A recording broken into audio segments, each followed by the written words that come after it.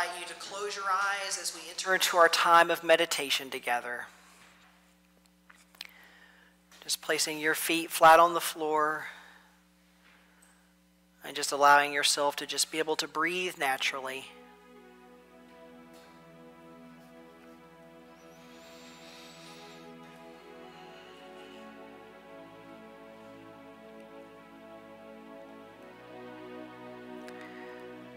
And today we take a journey inside ourselves where we connect to our spiritual side. Our spiritual side that is our true side. Allowing that true side of us, that side that is our higher self, to be our guide.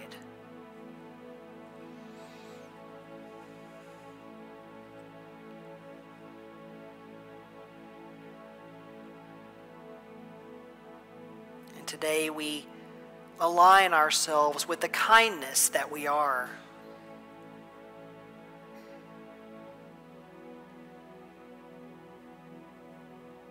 And we affirm to ourselves, my way of being is kindness. I treat everyone in my life with kindness, whether family members, co-workers, or people I may not even know.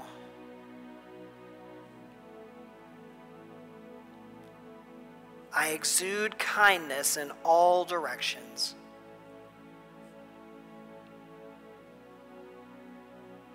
I am bathed in gentle waves of support and love.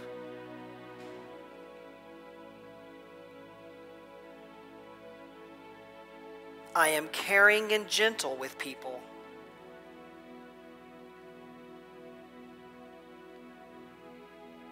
I act and I speak in a way that shows that I care about others.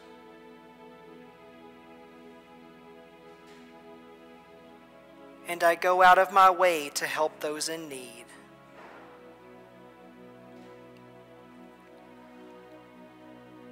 Loving kindness is the essence of who I am.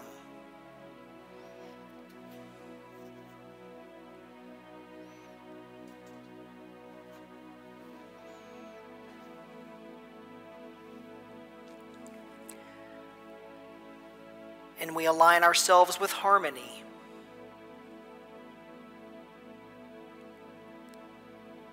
And we affirm to ourselves, I bring all aspects of harmony into my being.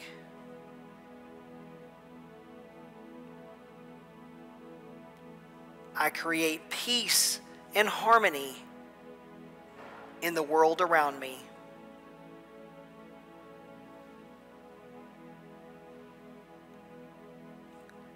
When I notice conflict in my relationships, I look for ways that I can contribute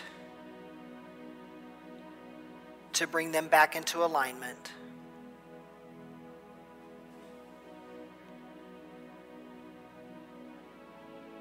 I gently offer my harmonizing support.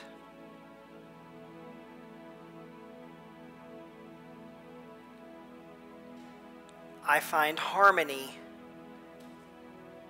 beyond any perceived differences.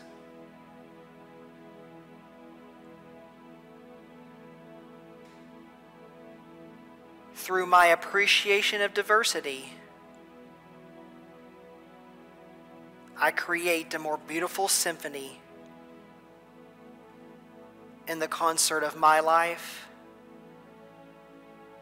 in the lives of those around me.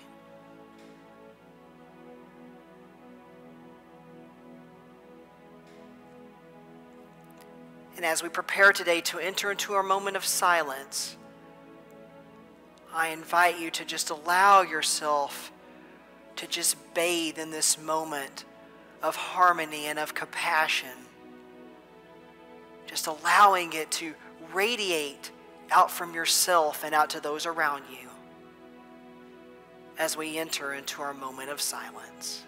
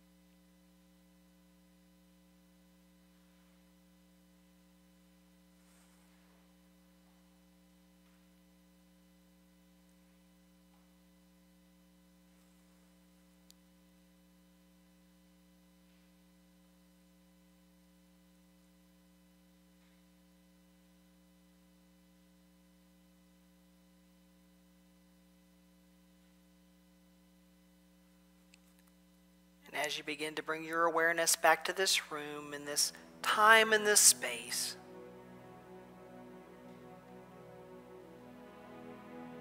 we take with us this wonderful, beautiful knowing that we are all kindness. We are all compassion. We are all love.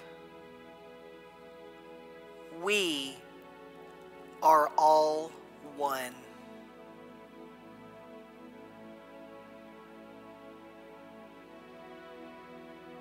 And so it is right here and right now in this beautiful moment. We are one. Namaste.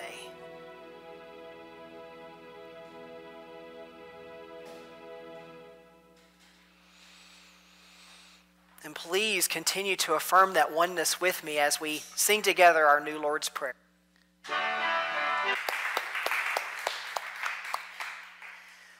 So I wanted to ask, is it just me, but does anybody else feel, even if you know you've got like a tickle in your throat from allergies, you're afraid to cough in public? Even once. Like, I get the same allergies I get every single year and have gotten for like 15 years. And I feel this cough in my throat and I'm like, or please don't let me cough in public, you know, one of the two. Or somebody coughs and everybody's like, you know, give that person an evil eye, you know. So I'm glad I'm not the only one. That makes me feel a little bit better about myself. So,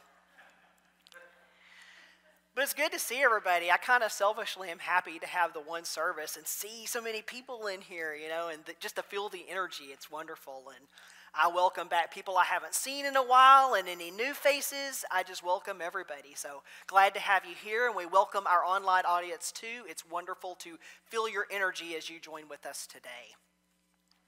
So we're still in our Gift of Anger series, and I like the way that this week's lesson begins. Because Arun Gandhi, the grandson of Gandhi, he tells about how a time a new family moved into the ashram where Gandhi lived. And the little boy in the family happened to be addicted to sweets. You know, who isn't addicted to sweets? I mean, you know, sounds like a pretty good thing to me. But anyway, but the doctor began to tell the parents that, you know, the boy's sweet addiction wasn't good for his health. And as such, the boy began to actually experience a little bit of sickness in the body. So the doctor told the parents that, he said, you know, your son needs to stop eating sweets for his health. However, kids are going to be kids, and telling a kid to stop eating sweets just wasn't resonated with this boy. I mean, he kept eating sweets. So the mother decides, she's like, you know what, I'm going to take the boy to Gandhi. So she takes the boy to Gandhi, and Gandhi looks at her, and he says, well, come back in 2 weeks. So she's a little puzzled. She's like, but 2 weeks? Okay, you know, I guess I'll go with this. So she does. She takes the child back in 2 weeks. And Gandhi takes the boy to the side, whispers something in his ear, and the child just stops eating sweets. So the mother goes up to Gandhi, and she's astonished. And she's like, well, It was a miracle. What did you say to stop him from eating sweets? And Gandhi says, it was no miracle. He says, I just needed to give up sweets before I asked him to do the same. So when you came back, I whispered to him, I told him that I had given up sweets for 2 weeks, and now would he like to try? So Gandhi felt that children learn by example. He wasn't a fan of the old saying of, do what I say, not what I do. That really doesn't necessarily make a lot of sense when you think about do what I say, but not what I do. But as you can imagine, there's a lot of reasons for not really saying that. Can you imagine Gandhi asking the child to stop eating sweets? Don't eat sweets, as he was taking a big piece of pie. The kid would have been like, what do you mean? That's a little confusing. But I remember several years ago, I belonged to a major gym in town. And I joined, and like when you join many gyms, they give you so many free lessons with a personal trainer. So I was working out with this personal trainer, and I was like, I think I'm going to continue beyond the free lessons because I'm really enjoying this. That wasn't until one day I walked out of the gym and I see the trainer standing on the side of the building smoking a cigarette. And I'm thinking, well, how's this guy going to talk to me about my health when he doesn't even seem to be taking care of his own? So Gandhi once said, live what we want our children to learn. And it becomes really difficult for children when we ask them not to do something, but then there we are ourselves doing it. And this isn't even just applicable to parents. I mean, it's for teachers, for mentors, and just adults as a whole. We've got to set the example that we want for others to see. But we must do it by living it, by living what we want others to see. So obviously this isn't just applicable for children, right? It's for us adults too. Maybe we want to teach people more about the words of Jesus even, but we aren't living them ourselves. And don't you think they're going to think, well, what in the world? You're telling me to love my neighbor, yet you just called yours a loser. What do you mean? And I remember once as a child, I knew a family that spanked their child, but it wasn't just any spanking. The child would tell me how she was spanked with a wooden paddle. Yet the parents would turn around and tell her, hitting is wrong. How can you tell a child that hitting is wrong if you're going to hit the child? Or people who teach their children that bullying isn't right. Yet they're on the TVs, they're condoning politicians or other such figures who do this, who bully. How can you teach a child that bullying is wrong? We've got to be willing to set the example, especially if we want teachers and even adults alike to follow our example. And it's difficult to talk to someone about a spiritual path and the benefits that we reap from that if we aren't doing it ourselves.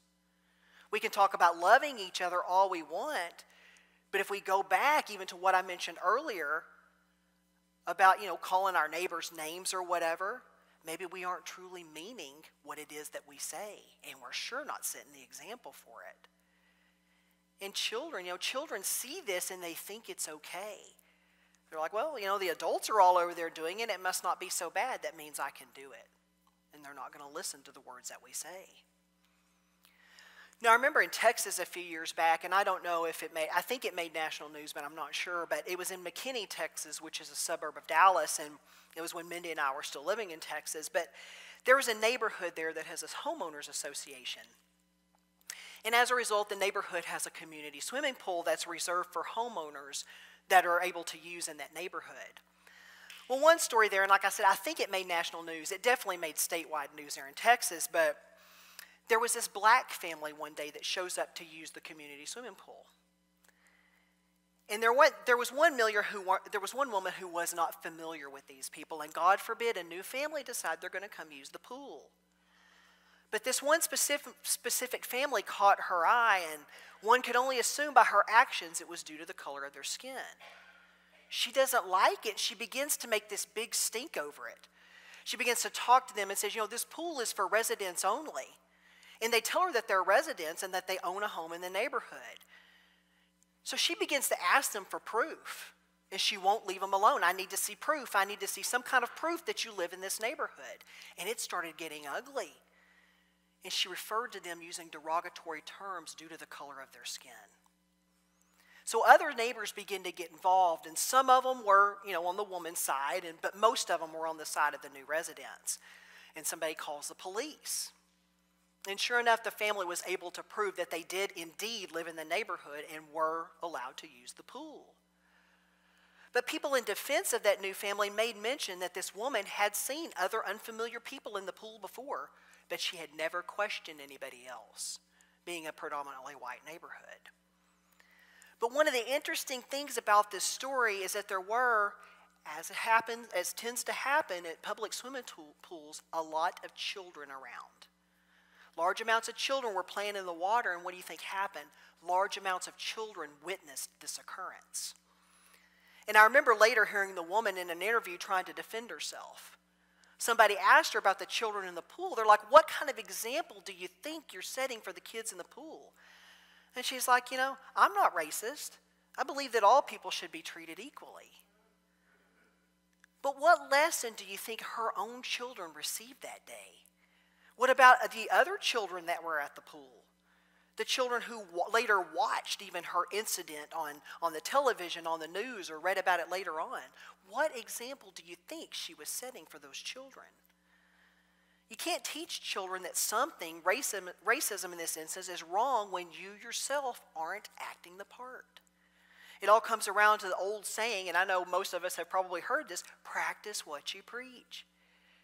And we do so by watching and by observing other people. And as we know, this type of education really isn't something that we learn from a textbook. This type of education is often learned at home and from other people who are central in our lives and typically in our social circles.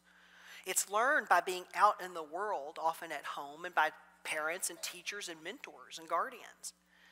Now, Arun tells us having a practical skill may be important, but so is having a profound understanding of the world. So I also want to ask the question, what is it that you already know? What is that knowledge inside of you already telling you? So think about that woman in Texas. I'm going to explain that. Think about this woman in Texas. She went into the news in an attempt to defend herself, to say that what people saw wasn't what it appeared to be. When asked about her usage of her derogatory language due to the color of that family's skin, she attempted to tell the interviewer that it wasn't as it was appeared and that it was taken out of context.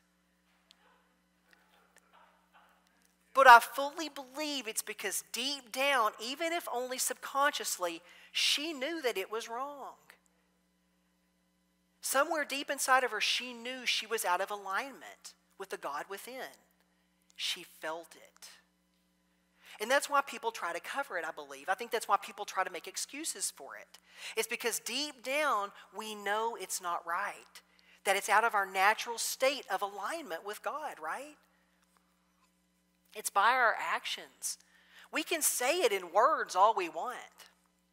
We can say that this is wrong or that is wrong, but it's the actions that speak the loudest. Jesus once said in the Bible in Matthew 7:16, you will know them by their fruits. Grapes are not gathered from thorn bushes, nor figs from thistles, are they? You will know them by their fruits, by their actions, by what is growing on their branch, what you can see. So I have a person in my life that tells me she's a dedicated student of the Bible, most specifically the words that Jesus preaches, and that she reads it every day. Now, she's a little more traditional in her thinking and beliefs, so she often talks to me about, how she knows God is watching her and her closeness with God. Yet I witness such cruel ways in which she treats other people, calling people awful names on social media and sharing such racist posts and memes. It's by our actions, not just our words. We want to set the example of how it is we wish to treat others, how other people deserve to be treated. We want for others to know us by our fruits, but know it in a good way, right? Now, Arun also talks about humility in the book and how humility is strength. Now, this one talks a lot about ego. Arun talks about one day how a PhD student visited Gandhi at the ashram. And this man had high hopes of going in and transforming the Indian economy. And as such, he wished to receive Gandhi's blessing. So the man, he's quite proud of his achievements. He goes in and starts talking about, all these things he did to earn his PhD and all this knowledge that he has. And Gandhi said, he told Arun he spent about a half hour listening to this man just go on and on about this, trying to let Gandhi know how important he was. And then he asked for Gandhi's blessing. So Gandhi basically tells him, wait just a second, not so fast.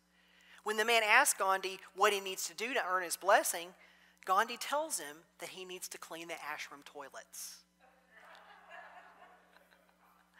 I would have loved to meet Gandhi. He sounds like such a funny guy. But the man, of course, he's not happy. He's like, what do you mean you want me to clean the toilets? I've got my PhD.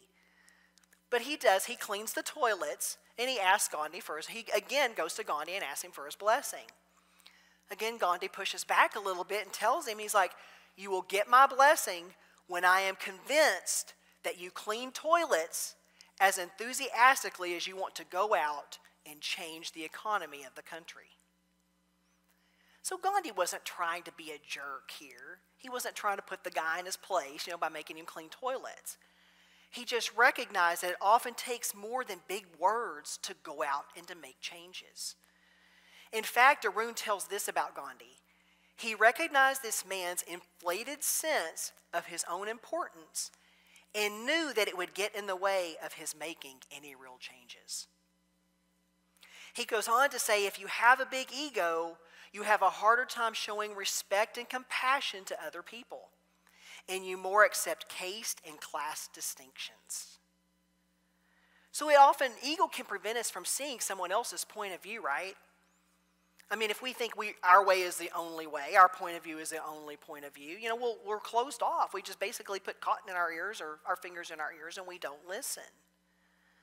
Arun tells us, my grandfather wanted to help the poor, and he felt that to truly understand their needs, he needed to live as they did.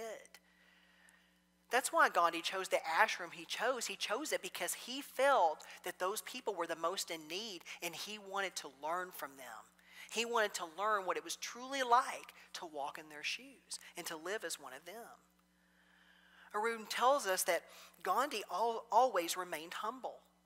It didn't matter how many people knew of him or how many gathered to greet his train or tried to get to the ashram and tried to touch him or talk to him. It didn't matter.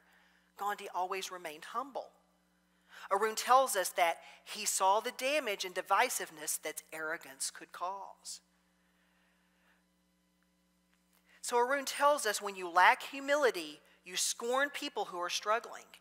You snub refugees because you can't see that your own position in life could be just as devastatingly uprooted someday.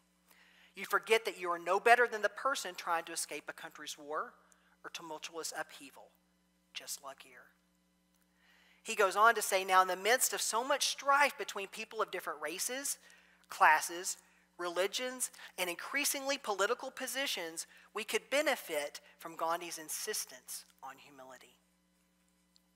Now in the book, Arun mentions a specific political election in our country, in the United States, and about how one candidate chose to spew hatred, bigotry, and vitriol, and about how this candidate tried to convince his followers if they stuck with him, they too could be better than those others. Arun tells us that his grandfather would not have been happy about this and how he believed that those who screamed the loudest often have the least to say. He went on to say that empty drums make the loudest noise. Those who have real ideas, solutions, and integrity do not have to bang recklessly to be heard. So how can we practice one when we look at other people and we see differences? Well, it's true. I mean, we all have our own interests and such, right? I may like vanilla, you may like chocolate. But it's also true we're all here as a part of the same source, right? We're all one in this together. But that can be a bit difficult to see when we're not willing to be humble. When we're looking at the world through the lens of ego, put on your lens colored glass or your, the different colored glasses or whatever, so the rose colored glasses. But when we do that, we look at the world and all we see are differences when we look through the lens of ego, when we don't look through the lens of humility. When we do that, we see Democrats and we see Republicans. We see different colors of skin. We see straight or gay. We see transgender or cisgender. We see male or female. We see American or Mexican. We only see those things that we think make us different, and we grasp onto that. We use it as a weapon to cause further division rather than to see how truly intertwined we are with each other. Now, Arun tells a story about how one day his grandfather invited him to spin some cotton with him. So Arun sits down at the spinning wheel and he looks, he's like, well, Gandhi's taken my spinning wheel apart. It's in pieces. And he tells Gandhi, he's like, I can't spin my cotton because my wheel's in pieces here. And Gandhi just looks at him and says, very well, put it together again. So just as he was reaching for the last part, which happened to be a small spring, Gandhi reaches over there and swipes it up and holds it in his hand. And Arun says, well, I can't put it together without that spring. And Gandhi tells him, why not? It's just a little part. So Arun tells him, he's like, maybe so, but I need it for the wheel to work. And Gandhi says, surely you can make the spinning wheel work without it. No, Arun says, I cannot. Exactly, Gandhi says. Every part is important and contributes to the whole. Just as this little spring is necessary to make the spinning wheel work properly, so every individual is integral to the bigger society. No one is dispensable or unimportant. We work in unison. And so it is with us. We must learn to work together. We must learn to view the world through the lens of humility. So it's up to each and every one of us, and as Gandhi once said, to be the change you wish to see in the world. And we do that by example. Our words are important, but they mean little unless they're followed by example and by our actions. We must act according to our alignment with God. And we know when we're not in alignment, just like the woman trying to make an excuse for her racist behavior. We know when we're not in alignment. We know it because it doesn't feel right. It doesn't feel good when we're out of alignment. We may even question our actions and tell ourselves, I didn't think what I did back there was right. We must also remember to keep our ego in check. It likes to surface occasionally. You got the devil on one shoulder and the angel on the other. You got the ego over there saying, me, listen to me. But we must learn to keep it in check. We see what happens when we get out of check with that ego, when we kind of start getting out of alignment with it. We see it right now every time we turn on the news or we check our Facebook feeds. We see the division and the hatred that unchecked ego can lead to if we allow it to do so. And we know these things aren't right. We know that right here and right now, we can make the decision to be the change we want to see in the world. Are you with me? All right, I can deal with that. Namaste.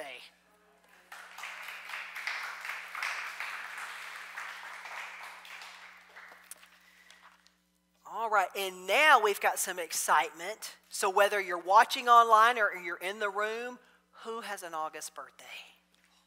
Will you stand if you have an August birthday? We're all turning 21 this month. So hey, we can celebrate.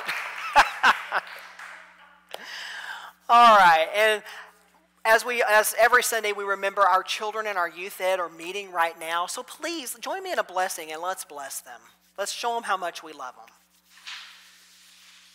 Children and Youth Ed Department, we love you, we bless you, we appreciate you, and we behold the Christ you are. All right, so we bless the future of unity. All right, and now is the time when we begin to prepare our tithes and offerings. And if you're new or you're just now coming back, we're exiting through these doors over here. So there's a basket there for your gifts. So be sure to put those in the basket as you exit. We're still not passing a plate around. I also want to let you know, when you exit out this door, be careful. There is a step down. If you need to exit out through the front, that's okay too. You can do that. We are not having hospitality, but you are welcome to meet on the lawn. So please do that, if you want to fellowship with each other. We've been doing it for a few Sundays, and it's usually kind of nice out there under the shade tree. I don't think it's too humid today. And we do not have a prayer chaplain here today, but Diane Gould is at home on call. So if you would like for a prayer chaplain to contact you today, you will find some little sheets of paper on your way out. grab one of those and fill it out with your phone number so she knows how to get in touch with you, and drop it off in the box, the prayer box over there today, and she will give you a call sometime this afternoon. So remember that. All right, so please let's take our tithes and offerings in our hand and place them over our hearts as we say together our offertory blessing. Divine love, bless me, blesses and multiplies all that I am, all that I have, all that I give, and all that I receive. Thank you, God. And let's join Pete